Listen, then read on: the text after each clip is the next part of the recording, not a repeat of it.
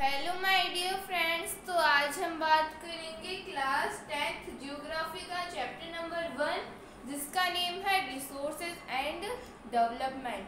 तो इस वीडियो के अंदर हम बात करने वाले हैं डेवलपमेंट ऑफ रिसोर्सेज के बारे में। इसके पिछले वीडियो के अंदर हमने डिस्कस किया था क्लासिफिकेशन ऑफ रिसोर्सेज। अब हम बात करेंगे डेवलपमेंट ऑफ रिसोर्सेज। जो भी रिसोर्सेज होते हैं वो हमारी कंट्री का डेवलपमेंट करते हैं, लेकिन अब हमें उन जो रिसोर्सेज है उनका डेवलपमेंट करने की ज़रूरत है। रिसोर्सेज का डेवलपमेंट करने से मतलब क्या है? मतलब हमने जो रिसोर्सेज है उनको बहुत ज़्यादा यूज़ कर लिया है और उस यूज़ के कारण जो रिसोर्सेज है वो ख़त्म होते जा रहे हैं। तो हमें जो रिसोर्सेज है उनको ख़त्म होने से बचाना है, तो हमें उन रिसोर्सेज को प्रिजर्व करना है। तो इनडिस्क्रिमिनेट यूज़ के कारण क्या होता है? प्रॉब्लम्स क्रिएट होती है। जब हम रिसोर्सेज का अंधाधुंध यूज़ करेंगे तो उसके कारण बहुत सारी प्रॉब्लम्स क्रिएट होगी। कौन कौन सी प्रॉब्लम्स क्रिएट होगी? Depletion of resources for satisfying the greed of few individuals. कुछ जो लोग होते हैं उनकी जो लालच होती है उनको ख़त्म करने के लिए जो रिसोर्सेज है वो ख़त्म हो जाते हैं। मतलब कुछ जो इंडिविजुअल्स हैं, जो ग्रीडी इंडिविजुअल्स हैं, वो बहुत सारे रिसोर्सेज को एक्सट्रैक्ट कर लेते हैं। तो उनकी ग्रीड के कारण क्या होता है? हमारे जो भी रिसोर्सेज हैं वो ख़त्म होते जा रहे हैं।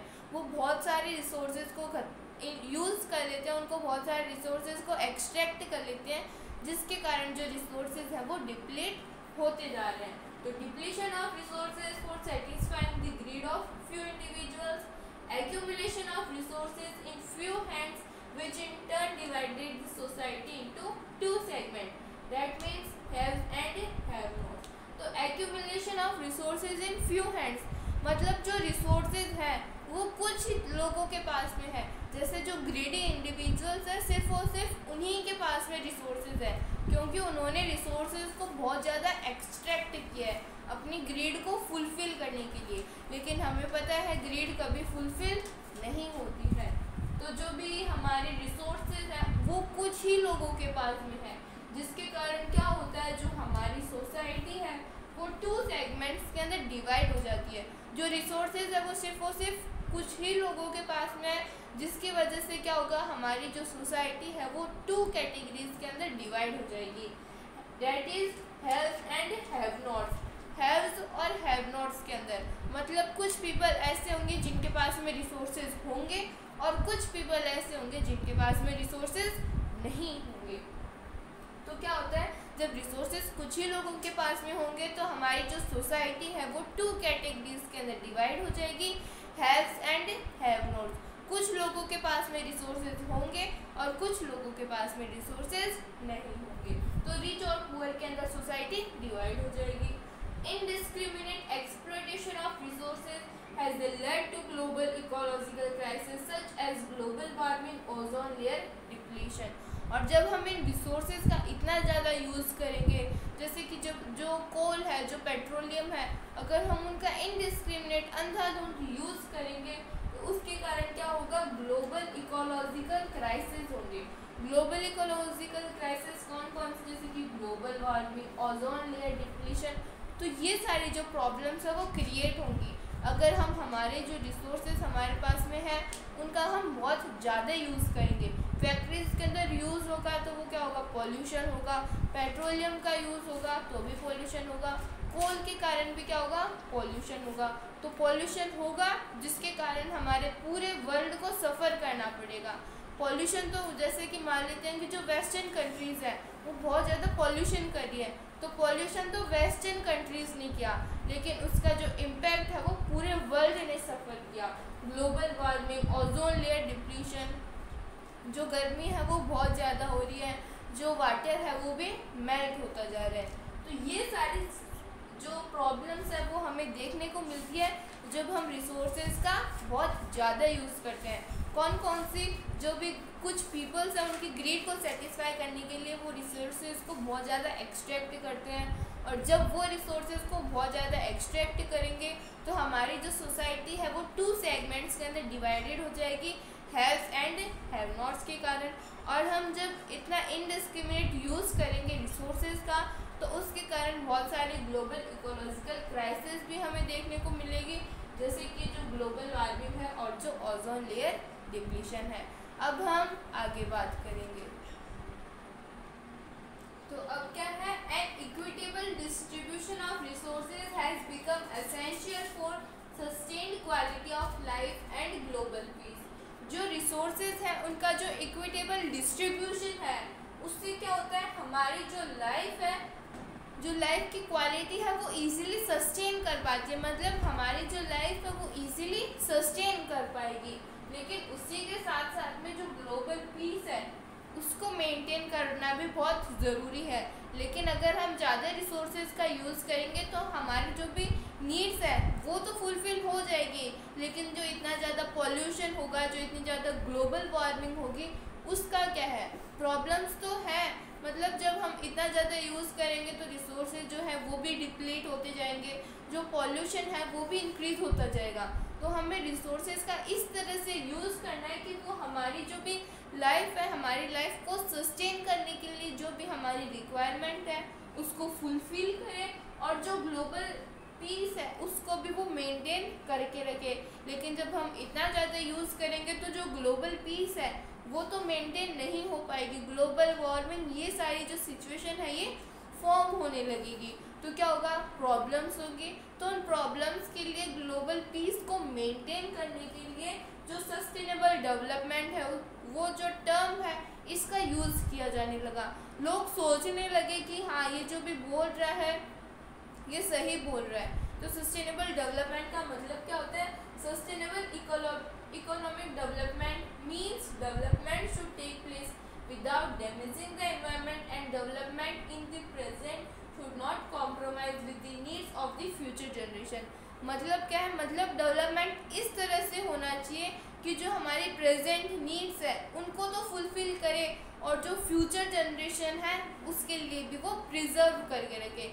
ऐसा नहीं कि हम प्रेजेंट के अंदर सारे रिसोर्सेज का यूज़ कर लें और फ्यूचर के लिए कुछ बचे ही ना, ऐसा नहीं होना चाहिए। हमारी जो प्रेजेंट नीड्स है वो भी अच्छी तरीके से फुलफ़िल हो और जो भी फ्यूचर जनरेशन है उसके लिए भी जो रिसोर्सेज है वो बचे रहे।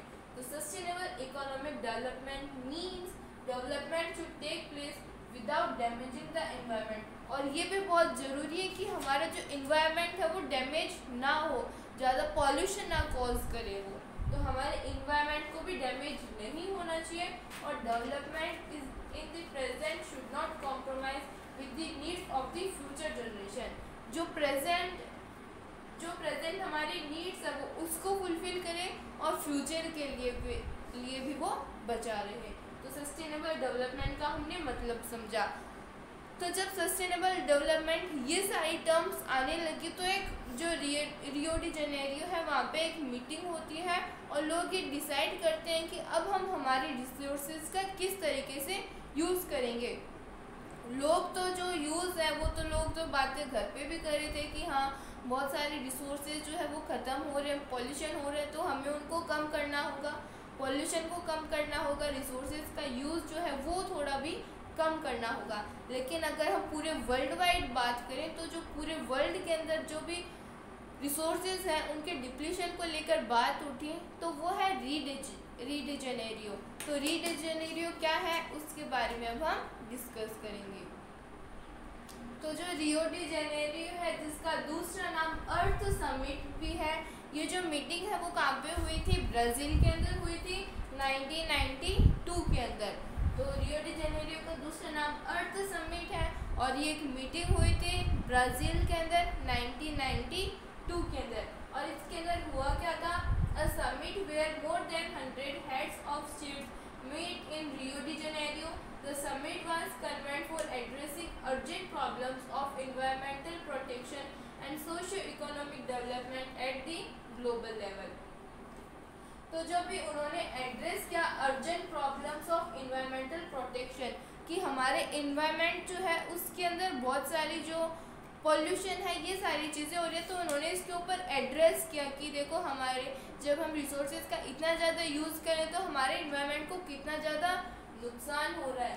And socio economic development at the global level. और उन्होंने सिर्फ और सिर्फ एक कंट्री के बारे में, एक नेशन के बारे में नहीं सोचा, उन्होंने पूरे वर्ल्ड के बारे में सोचा कि किस तरह से हम इस जो सिचुएशन है इसको कंट्रोल कर सकते हैं, हम रिसोर्सेज को भी प्रिजर्व करेंगे और हमारे इन्वायरमेंट को भी प्रिजर्व करेंगे। तो इन्होंने एड्रेस किया urgent problems of environmental protection.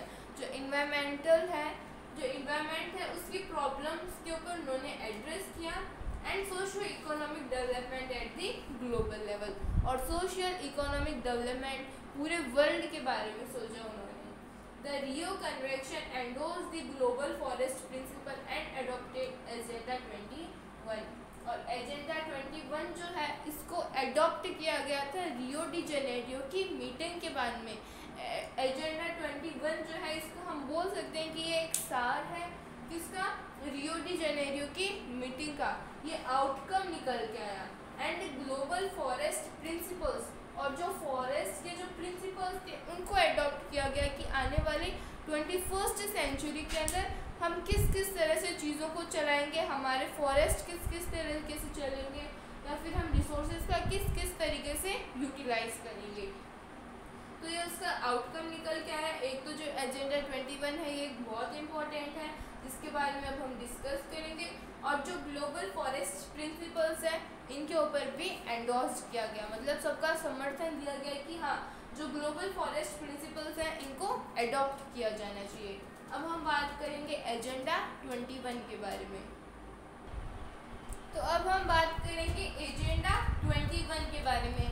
Agenda 21 क्या है, जो रियो डी जेनेरियो के अंदर मीटिंग हुई थी उसका जो आउटकम है वो क्या है, एजेंडा 21। तो declaration sign at Rio de Janeiro 1992।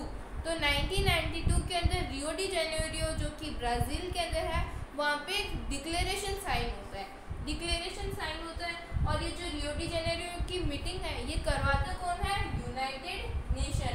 तो United nation conference of economic and development. तो यूनाइटेड नेशन जो है ये एक मीटिंग बुलाता है और वहाँ पे जो स्टेट्स हैं उनके 100 जो लीडर्स हैं वो आते हैं। तो 100 हेड्स आते हैं कहाँ के, स्टेट्स के। अचीविंग ग्लोबल सस्टेनेबल डेवलपमेंट, और ये जो मीटिंग थी क्यों बुलाई गई थी, ताकि जो ग्लोबल सस्टेनेबल डेवलपमेंट है हम उसको अचीव कर सके। सस्टेनेबल डेवलपमेंट क्या होता है, हमने अभी देखा था कि हमारी नीड्स जो है वो तो सेटिस्फाई हो जाए, उसी के साथ साथ में हम फ्यूचर के अंदर भी उनको प्रिजर्व करके रख सके, ताकि फ्यूचर वाली जो जनरेशन है वो भी उन रिसोर्सेज को यूज़ कर सके। तो सस्टेनेबल डेवलपमेंट को अचीव करने के लिए उन्होंने एक मीटिंग बुलाई थी।